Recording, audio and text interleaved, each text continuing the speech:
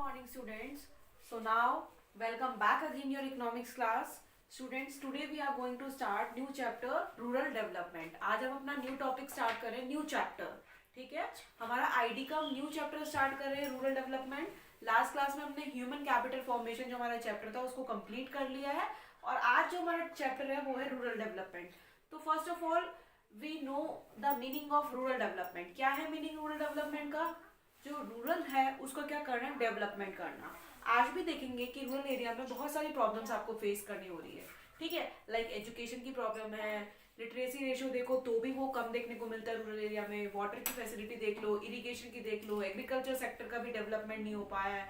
ठीक है, जो इंडस्ट्रियल सेक्टर है वो भी डेवलप नहीं हो पाया है और बहुत सारी आपको एग्रीकल्चर सेक्टर में भी बहुत सारी आपको प्रॉब्लम्स फेस करनी पड़ रही थी. तो हम रूरल जो एरिया है उसका क्या करना है, हमें डेवलपमेंट करना है. क्योंकि आप देखेंगे हमारी 75% जो पॉपुलेशन है वो कहाँ लिव करती है, रूरल एरिया में.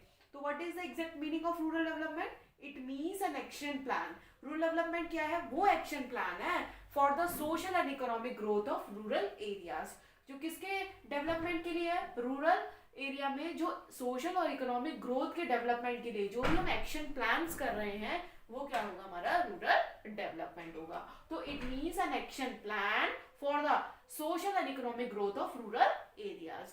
जो सोशल और इकोनॉमिक ग्रोथ करनी है हमें रूरल एरियाज की, उसके लिए जो एक्शन प्लान कर रहे हैं ना वही क्या है, रूरल डेवलपमेंट है. ठीक है, तो प्रिंसिपल लिंगरिंग चैलेंजेस. लिंगरिंग का मतलब होता है कि बहुत लॉन्ग पीरियड से जो हम चैलेंजेस फेस कर रहे हैं ना रूरल एरियाज में, वो कौन कौन से चैलेंजेस है. तो चैलेंजेस ऑफ रूरल क्रेडिट, एक तो हमें कौन सा चैलेंज फेस करना हो रहा है, चैलेंजेस ऑफ रूरल क्रेडिट की प्रॉब्लम आती है. रूरल क्रेडिट में क्या प्रॉब्लम आएगी?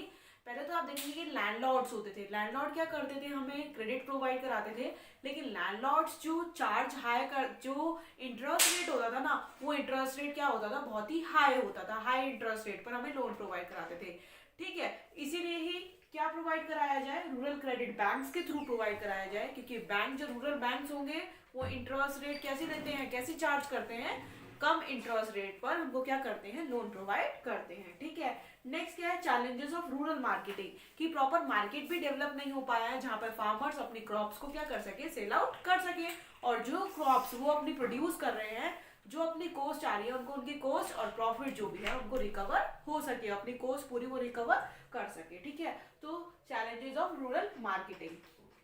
तो अब जो रूरल क्रेडिट है, क्रेडिट को भी हमने 3 पार्ट्स में डिवाइड किया है. क्या है? Short term credit, medium term credit and long term credit. Short term credit क्या होता है? जो 6 to 12 मंथ के लिए जो क्रेडिट प्रोवाइड कराया जाता है, जिसमें हम सीड्स हो गया, ठीक है, अगर आपको सीड्स परचेज करने हैं, केमिकल फर्टिलाइजर अगर फार्मर्स को परचेज करने हैं, इंसेक्टिसाइड परचेज करने हैं, तो उसके लिए आपको किसकी क्रेडिट की नीड होगी, शॉर्ट टर्म क्रेडिट की. और इसका जो टाइम पीरियड होता है वो कितना होता है, 6 to 12 मंथ होता है. और मीडियम टर्म क्रेडिट क्या होगा, अगर आपको क्या खरीदना है, कुछ मशीनरी परचेज करनी है, ठीक है, या फिर आपको क्या करना है, कोई भी कंस्ट्रक्शन कराना है, डिगनिंग करानी है वेल्स की, तो उसके लिए जो आपको लोन की नीड होगी वो क्या होगा, आपका मीडियम टर्म क्रेडिट. और इसका जो टाइम पीरियड होगा वो 1 to 5 ईयर होगा. इट मीन्स आपको 1 to 5 ईयर में इस लोन को क्या करना होगा, रीपे करना होगा. नेक्स्ट क्या है आपका long term loan. Long term loan क्या होंगे, इसका जो टाइम पीरियड होता है वो मोर देन 5 ईयर्स होता है. ठीक है, ये इसमें आप क्या कर सकते हैं, अगर आपको कोई मतलब परमानेंट अगर डेवलपमेंट कराना है लैंड में, या फिर कोई लैंड परचेज करनी है, ठीक है, तो उसके लिए आपको किसकी नीड होगी, लॉन्ग टर्म क्रेडिट की. और इसका जो टाइम पीरियड होता है वो क्या होता है, मोर देन 5 ईयर्स होता है. ठीक है, तो these are the sources of rural credit. और हमने देख लिया चैलेंजेस को हमने 2 पार्ट में डिवाइड किया था, चैलेंजेस ऑफ रूरल क्रेडिट और चैलेंजेस ऑफ रूरल मार्केटिंग. तो first of all we see the challenges of rural credit की कौन कौन से चैलेंजेस है. हम देखते हैं सोर्सेज ऑफ रूरल क्रेडिट की. सोर्सेज क्या हैं रूरल क्रेडिट के? तो सोर्सेज ऑफ रूरल क्रेडिट को भी हमने 2 पार्ट्स में डिवाइड किया है. एक तो नॉन इंस्टीट्यूशनल सोर्सेज से और एक हो गया आपका institutional sources. Non institutional sources में क्या आ जाएंगे, आपके मनी लैंडर्स आ जाएंगे और लैंडलॉर्ड्स आ जाएंगे, जिनसे पहले जो फार्मर्स होते थे वो किन से लोन लेते थे, नॉन इंस्टीट्यूशनल सोर्सेज से ही लोन लेते थे, क्योंकि इसमें फॉर्मेलिटीज भी बहुत कम करनी पड़ती हैं.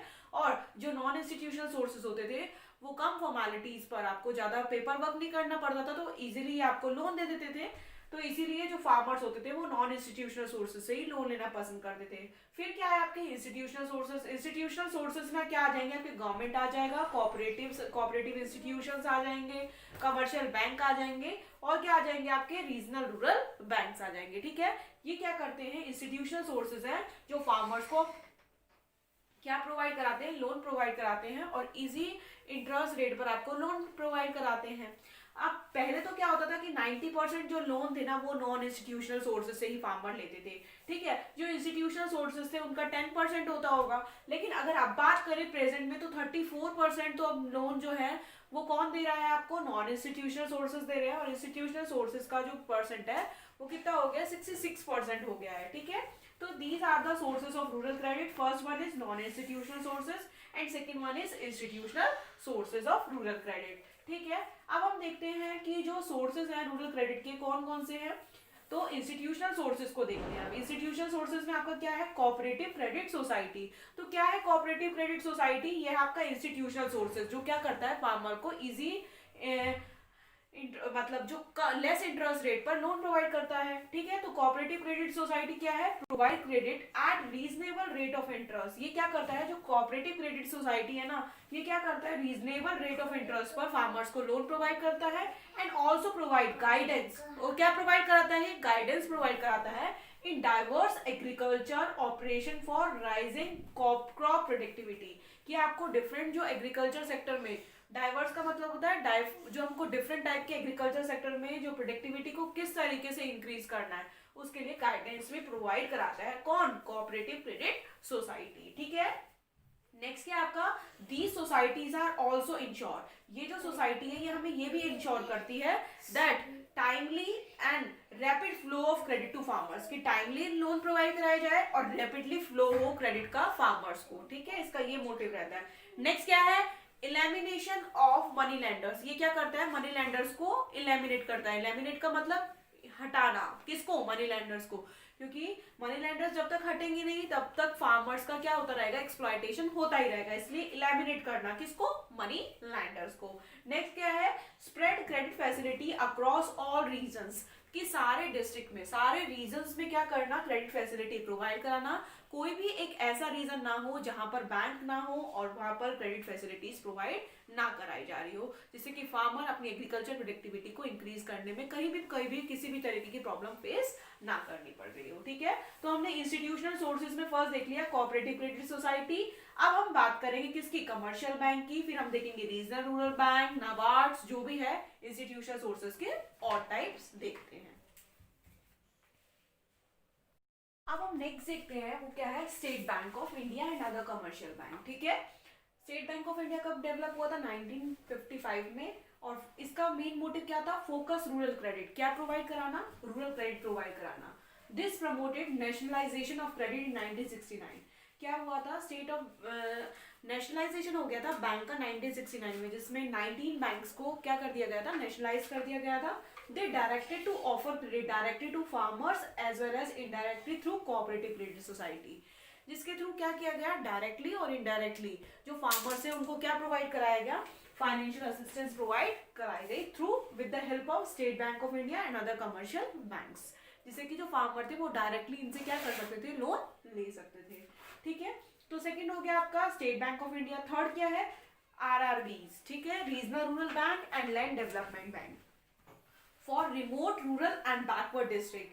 किसके लिए डेवलप किए गए थे, जो रीजनल रूरल बैंक थे और लैंड डेवलपमेंट थे, वो जो रिमोट एरियाज है ना रूरल एरिया में और जो बैकवर्ड डिस्ट्रिक्ट्स हैं वहां पर क्या प्रोवाइड कराते हैं, क्रेडिट फैसिलिटीज प्रोवाइड कराते हैं, ठीक है। नेक्स्ट क्या आपका नाबार्ड। नाबार्ड क्या है, जिस तरीके से हम देखते हैं कि हमारे इंडिया का जो सेंट्रल बैंक है वो कौन सा है, RBI, reserve bank of India. इस तरीके से रूरल एरिया का जितने भी बैंक्स है ना उनका एपेक्स इंस्टीट्यूशन सेंट्रल बैंक क्या है हमारा, आरबीआई क्या है, कि हमारे जितने भी कमर्शियल बैंक है उनको क्या करता है, मॉनिटर करता है, और एपेक्स इंस्टीट्यूशन हो गया आरबीआई।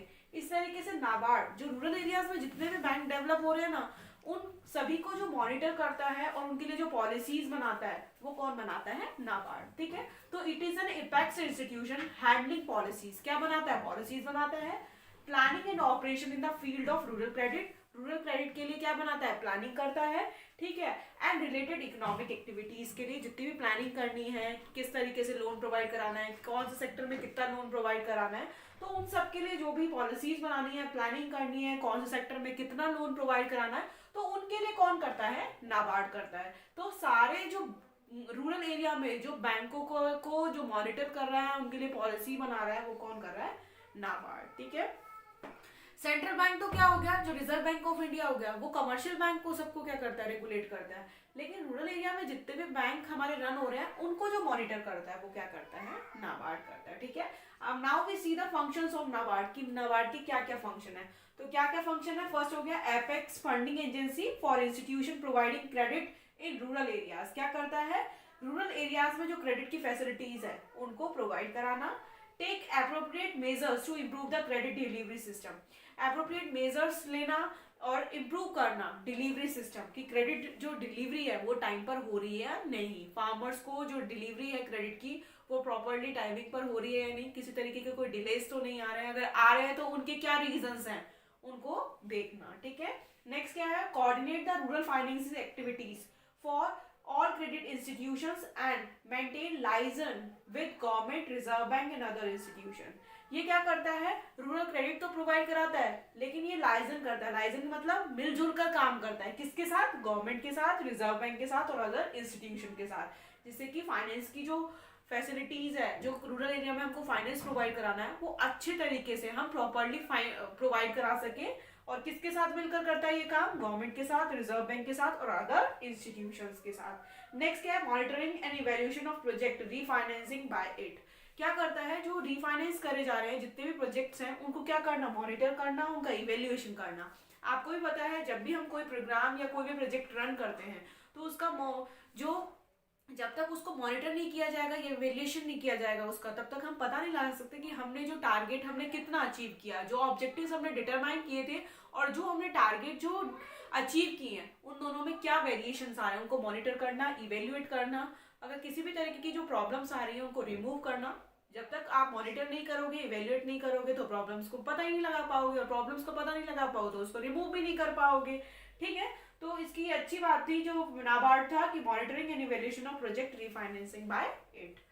तो ये आपके जो इंस्टीट्यूशनल सोर्सेज थे वो कंप्लीट हो गए। Next class we will discuss about the another part of this chapter. Thank you, have a nice day.